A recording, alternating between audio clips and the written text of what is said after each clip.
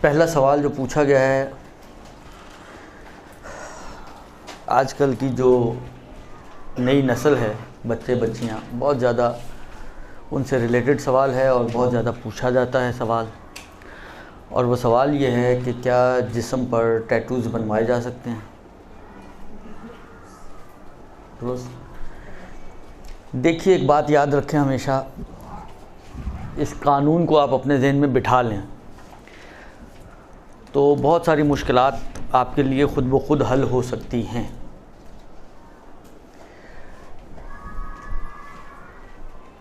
Normally یہ سوال جو پوچھا جاتا ہے،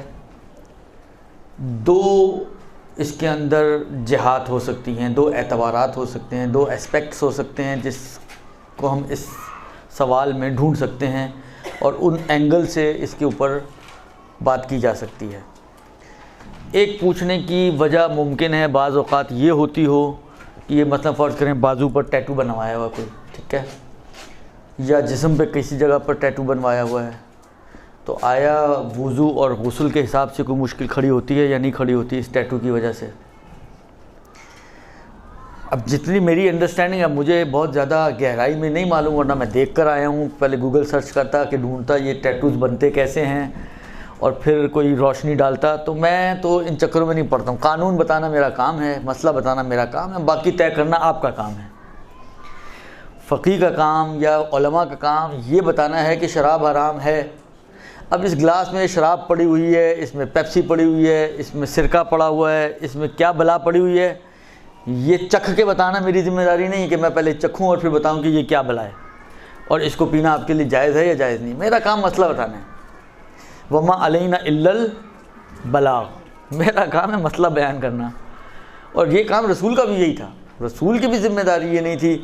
کہ اگر کسی کے سامنے گلاس پڑا ہوا ہے تو وہ پہلے پئیں، خود طے کریں کہ یہ کیا ہے اور پھر اس کو بتائیں کہ بھائی تم اس کو پی سکتے ہو۔ میرا کام ہے مسئلہ بتانا، شراب ہے تو پینا حرام ہے، اور شراب کے علاوہ کوئی چیز ہے، پیپسی ہے، سرکہ ہے، پانی ہے، الا ہے، بلا ہے، تو وہ جائز ہے، اس میں کوئی حرج نہیں ہے۔ یہی چیز یہاں پہ بھی ہے۔ اب اس کا فارمولہ کیا ہوتا ہے، کس طرح سے یہ بنایا جاتا ہے، کیا بلا بنتی ہے اور کیسے بنتی ہے، یہ اس کی ریسرچ کرنا یہ میری ذمہ داری نہیں ہے۔ میرا کام ہے آپ کو ایک مسئلہ بیان کرنا، فارمولہ بتا دینا، باقی طے کرنا آپ کا کام ہے۔ شرائط وضو میں ایک شرط ہے کہ آپ کے اعضائے وضو پر رکاوٹ نہ ہو، یہ جائے گا اس چیپٹر کے اندر، اس شرط کے اندر جائے گا۔ شرائط وضو کے باب میں جو شرط ہے کہ رکاوٹ نہ ہو، یہ اس کے اندر جائے گا۔ دیکھنا پڑے گا کہ یہ رکاوٹ بن رہا ہے یا نہیں بن رہا۔ وہاں سے جو مسئلہ دیا ہوا ہے، میں کوئی یہ ایک قسم کے سمجھے آپ کو سمجھا رہا ہوں کہ مسئلے نکلتے کیسے ہیں، میں کوئی ہنرمندی نہیں دکھا رہا ہوں، کوئی اپنا کوئی کرشمہ نہیں دکھا رہا ہوں، صرف طے یہ کرنا ہوتا ہے کہ کہاں سے مسئلہ بنا ہے، یہ اس کی بیس کیا بن رہی ہے، تو اس کی بیس میں جا کے آپ دیکھ لیں، جو مسئلہ وہ بیس میں موجود ہے وہی مسئلہ اس کے اوپر آٹومیٹکلی اپلائی ہو جائے گا۔ اب یہ رکاوٹ کے باب سے آتی ہے بحث، کیونکہ یہ کوئی نجس چیز تو نہیں ہے نا کہ ہم کہیں جی نجاست و طہارت کی بحث ہے۔ یہ بحث ہے یہ کہ آیا یہ جو ٹیٹو بنا ہوا ہے یہ رکاوٹ وضو کے لیے بن سکتا ہے یا غسل کے لیے، یا رکاوٹ نہیں بنتا ہے۔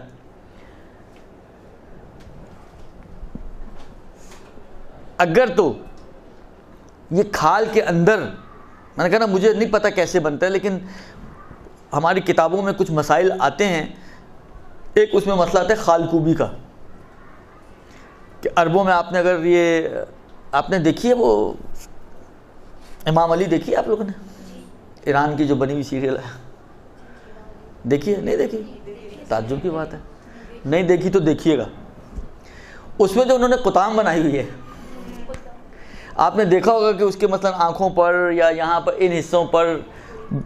بلو بلو یا گرینش گرینش سے سپاٹس بنے ہوئے ہوتے ہیں، اس کو خالکوبی بولتے ہیں۔ وہ نارملی ہوتا یہ ہے کہ مثلا پن کے ذریعے، سوئی کے ذریعے کھال کے اندر، ان کو درد ہو رہی ہے، کھال کے اندر جو ہے وہ کوئی کلر ڈالا جاتا ہے کہ جس کی وجہ سے وہ ایسے فیل ہوتا ہے جیسے مثلا کوئی، اگر میں نے کہا نا مجھے نہیں معلوم، اگر ایسا ہی ہوتا ہے کچھ کہ کھال کے اندر کچھ انجیکٹ کیا جاتا ہے جس کی وجہ سے یہ شکلیں بنائی جاتی ہیں، تو جو کھال کے اندر ہے وہ کبھی رکاوٹ نہیں بنتا، کیونکہ ہمیں کھال کے اندر پانی نہیں پہنچانا، ہمیں اوپر کی کھال کو دھونا ہے، اور فرض یہ ہے کہ یہ کھال کے نیچے کچھ ہے اگر کچھ ہے بھی تو کھال کے اوپر تو صرف اس کے ایک شیڈ نظر آ رہا ہے نا، باقی جو کچھ بھی ہے وہ کھال کے اندر ہے. تو کھال کے اندر تو پانی پہنچانے کی ذمہ داری نہیں ہے وضو میں اور غسل میں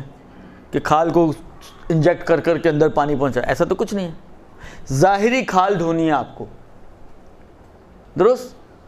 لہذا کوئی رکاوٹ کیونکہ نہیں ہے، اگرچہ ٹیٹو موجود ہے لیکن رکاوٹ نہیں ہے، لہذا اس سے نہ وضو میں کوئی خلل پیدا ہوگا اور نہ ہی غسل میں کوئی خلل پیدا ہوگا، اگر یہی ٹیٹو کی ماہیت ہے تو.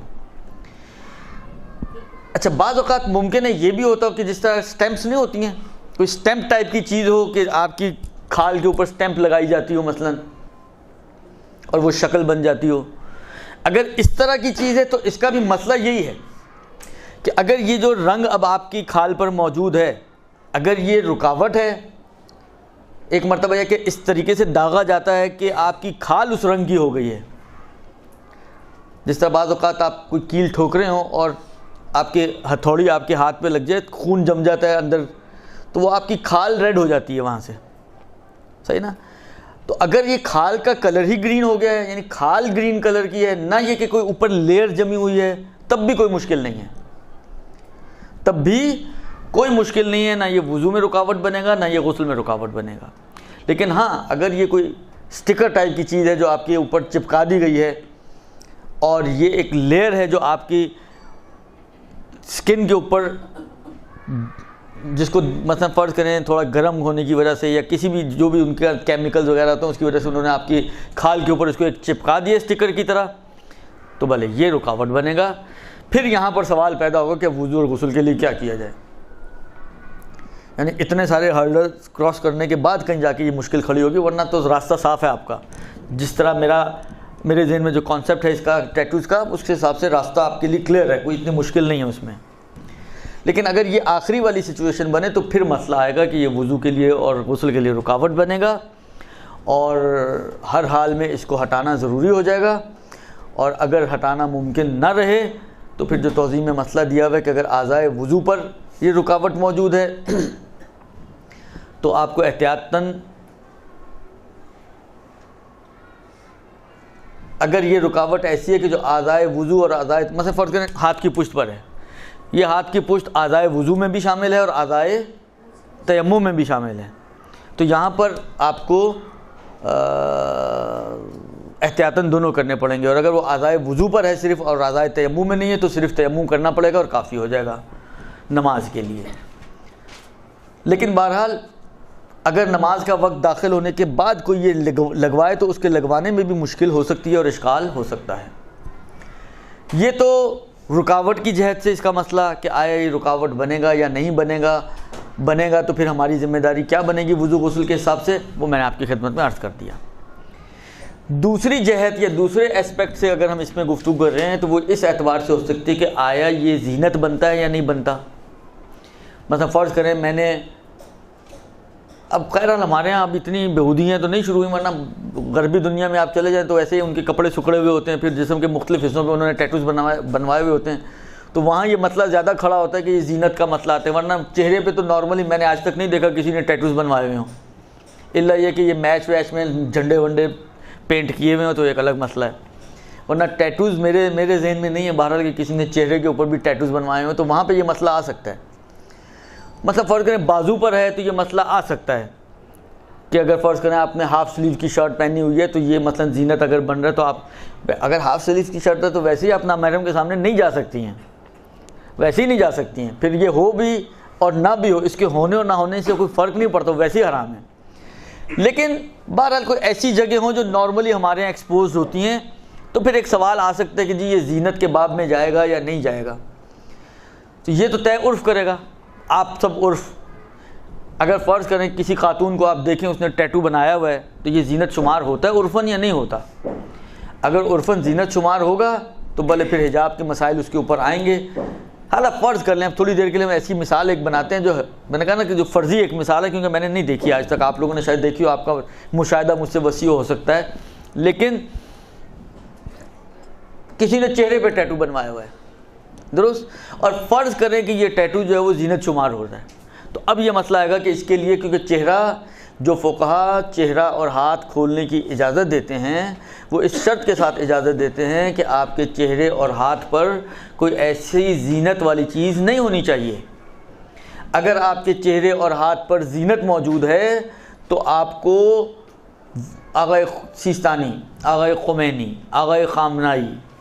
درست، یہ تینوں مشہور فقہا ہیں کہ جو اجازت دیتے ہیں چہرہ اور ہاتھ کھولنے کی، پھر یہ بھی اجازت نہیں دیتے۔ پھر ان کا بھی فتویٰ ہے کہ اپنے چہرے اور ہاتھ کو آپ نے نامحرم سے چھپانا ہے، تو پھر وہاں پر یہ مسئلہ آئے گا کہ اس عورت کے لیے واجب ہو جائے گا کہ یہ اگر نامحرموں کے سامنے جائے تو نقاب ڈال کر یا اس طریقے سے کور کر کے جائے کہ اس کا وہ ٹیٹو والا پورشن جو ہے وہ کور ہو جائے اور نامحرموں کے سامنے وہ ایکسپوزڈ نہ ہو۔ یہ زینت کی جہت سے اس کا مسئلہ آئے گا۔ بس دونوں اعتبارات سے میں نے مسئلہ آپ کی خدمت میں عرض کر دیا۔ بس فی حد نفس ہی ٹیٹو بنانا حرام،